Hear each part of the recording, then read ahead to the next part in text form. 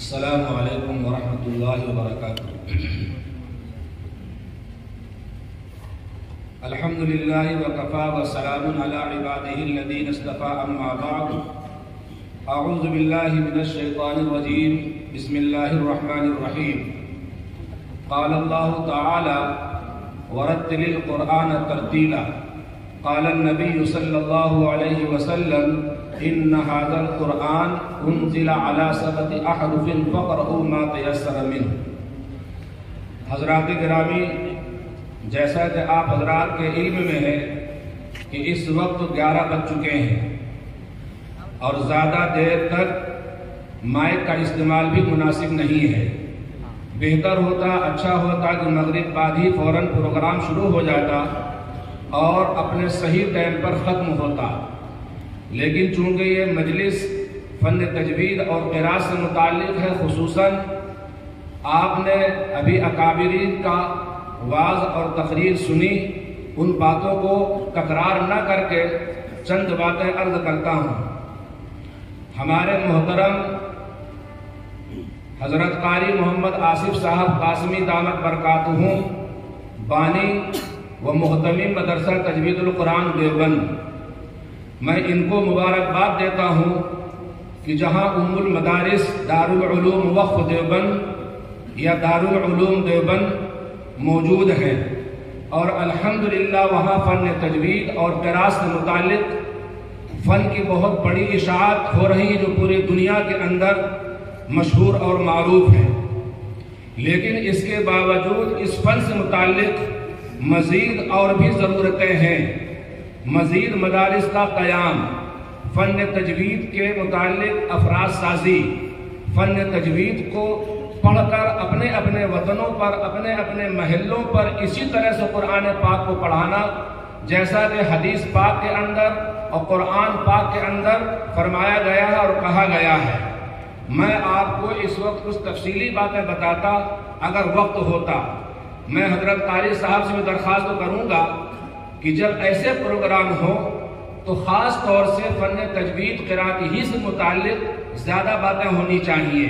بہرحال قرآن سے متعلق، حدیث سے متعلق جو باتیں ہمارے اور آپ کے کام کی ہو رہی ہیں وہ سب ہمیں اور آپ کو ماننا ہے، لیکن اتنا سب کچھ کام ہونے کے باوجود اب بھی کمی ہے فن تجوید اور قراءت کی۔ تو ظاہر بات ہے اگر اس کی اشاعت کے لیے مدارس اور بھی قائم ہو، جیسا کہ مجھے معلوم ہوا کہ تقریباً یہاں 40-45 طلبہ زیر تعلیم رہے، اگرچہ انہوں نے سب نے شرکت نہیں کی، لیکن ماشاءاللہ ترتیلاً اور حضراً آپ نے ان کی تلاوتیں سنی۔ چھوٹے بچوں نے دیوبند کے ہوں یا دیگر اور صوبے کے ہوں، سب نے ماشاءاللہ اچھا پڑھا۔ ہمارے مہمان محترم نے حضرت مولانا عبدالرب صاحب نے بھی یہی بات فرمائی کہ وہ بھی سب قابل مبارکباد ہے جتنے بچوں نے شرکت کی ہے۔ اب ظاہر بات ہے اس میں کوئی سبقت لے جائے گا، کوئی نمبرات کی زیادتی لے جائے گا، اپنے لب و لہجے سے، اپنے انداز سے،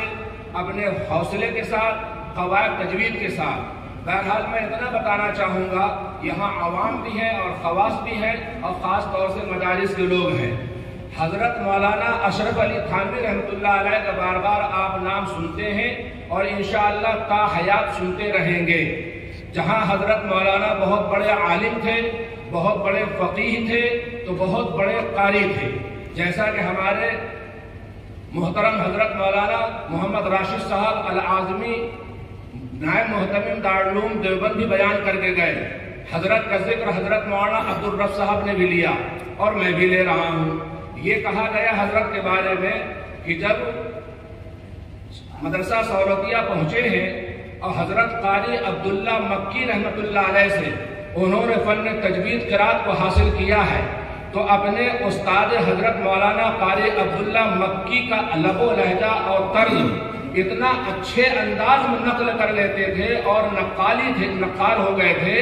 کہ کسی کمرے میں اگر بیٹھ کے حضرت تھانوی رحمۃ اللہ علیہ پڑھتے ہوں اور حضرت قاری عبداللہ صاحب پڑھتے ہوں، اگر ان کو کوئی نہیں دیکھ پا رہا تھا تو فرق نہیں محسوس کر پاتا تھا کہ حضرت تھانوی رحمۃ اللہ علیہ پڑھ رہے ہیں یا حضرت مولانا مکی رحمۃ اللہ علیہ پڑھ رہے ہیں۔ تو معلوم یہ ہوا کہ یہ فن تجوید قراءت جو ہے یہ مشق پر موقوف ہوتا ہے۔ کانوں سے خاص طور سے سننے پر موقوف ہوتا ہے۔ اسی کو علامہ جلدی رحمۃ اللہ علیہ نے فرمایا ہے وَلَيْسَ بَيْنَهُ وَبَيْنَ تَرْكِهِ إِلَّا رِيَاضَةٌ امْرِئٍ بِفَقْهِهِ۔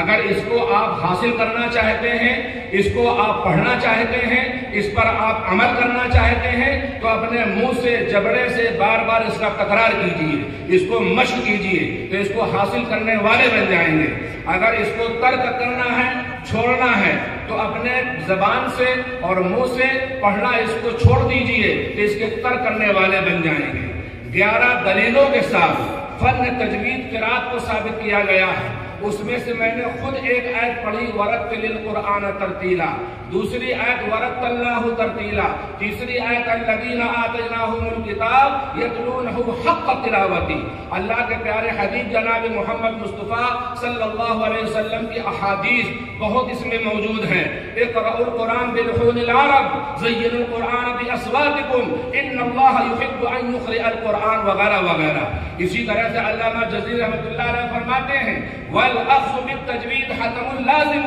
من لم يجود القرآن آثم۔ اسی طرح سے علامہ شافعی فرماتے ہیں وما للقیاس فی القراءة مدخل فدونک ما فیہ الرضا متقفلا۔ تو معلوم یہ ہوا کہ اللہ تبارک تعالیٰ نے قرآن پاک کے اندر آقائے نامدار تاجدار مدینہ محمد عربی صلی اللہ علیہ وسلم نے احادیث پاک کے اندر، اور علامہ شافعی کے اقوال دیکھیے، علامہ جزری کے اشعار دیکھیے، اس کے بعد آخر میں بات بیان کر کے اپنی بات ختم کرتا ہوں۔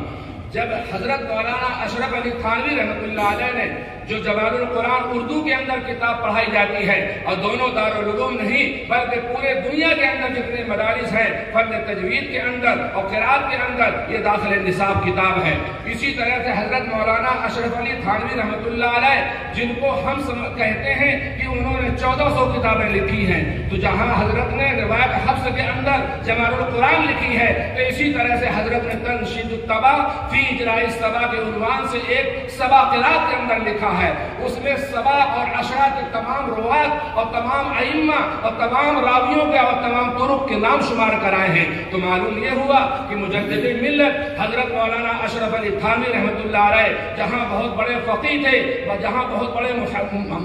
عالم تھے اور بہت بڑے مثال کے طور پر روحانی اعتبار سے ہمارے اور آپ کے سب کے پیشوا کہلاتے ہیں، اسی طرح سے حضرت نے فن تجوید قرات کو فروغ کے لیے بہت تاکید کے ساتھ فرمایا ہے۔ حضرت نے یہاں تک کہا کہ جس طرح ہمارے آپ کے اوپر سر کے اوپر پنکھے لگے ہوئے ہیں اور ہم اور آپ ان کو پنکھا کہتے ہیں، تو حضرت مولانا اشرف علی تھانوی رحمۃ اللہ علیہ نے فرمایا کہ جس طرح سے کوئی اردو کے الفاظ کو پنکھا یعنی نون کو ساکن کو ظاہر کر کے نہیں کہہ سکتا، نہیں پڑھ سکتا ہے، اگر کوئی اونٹ کو اونٹ ایسے بولنے لگے تو بولنے کی اجازت نہیں دی جائے گی، غلط کہا جائے گا، اور یہ کہا جاتا ہے اس کو بولنے کا سلیقہ نہیں ہے۔ تو ہمارے مجدد ملت، ہمارے پیشوا اور ہمارے سب سے بڑے قاری جو کہلاتے ہیں حضرت مولانا اشرف علی تھانوی رحمۃ اللہ علیہ، حضرت قاری فتح محمد صاحب کا نام سنا ہوگا، ان کو اگر آپ پڑھیں، ان کو آپ اگر سنیں تو قرآن کا معجزہ بالکل بتایا جاتا تھا۔ انہی کے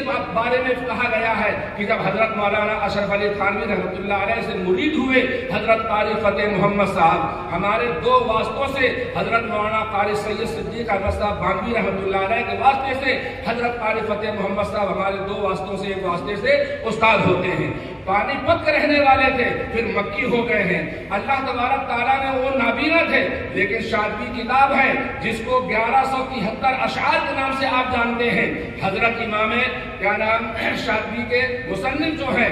علامہ شاطبی رحمۃ اللہ علیہ ایک شعر لکھتے تھے اور ایک شعر لکھنے کے بعد ایک طواف کرتے تھے، تو معلوم یہ ہوا کہ 1173 اشعار لکھ کر کے علامہ شاطبی رحمۃ اللہ علیہ نے 1173 اشعار لکھنے کے بعد طواف کیا ہے۔ تو معلوم یہ ہوا اس کتاب کا رکھنا، اس کا حفظ کرنا، اس کو یاد کرنا گویا کہ بڑی فضیلت کی بات بتائی گئی ہے۔ بہرحال میں نے شروع میں کہا کہ اس وقت تفصیل میں زیادہ جانے کا وقت نہیں ہے، اگر موقع ملا انشاءاللہ اس سے زیادہ بھی آپ کو باتیں بتائی جائیں گی۔ تو میں عرض کہہ رہا تھا کہ جس طرح سے پنکھا کو پنکھا کوئی نہیں کہہ سکتا ہے، اگر آپ سورۃ الناس پڑھیں اور سورۃ الفلق پڑھتے ہیں، اگر مین شری یہاں اخفا کرنا ہے تو اس کو اگر کوئی پڑھے گا مین شری تو اس طرح پڑھنا صحیح درست نہیں ہوگا۔ اگر کوئی جھاڑو کو جہاڑو کہنے لگے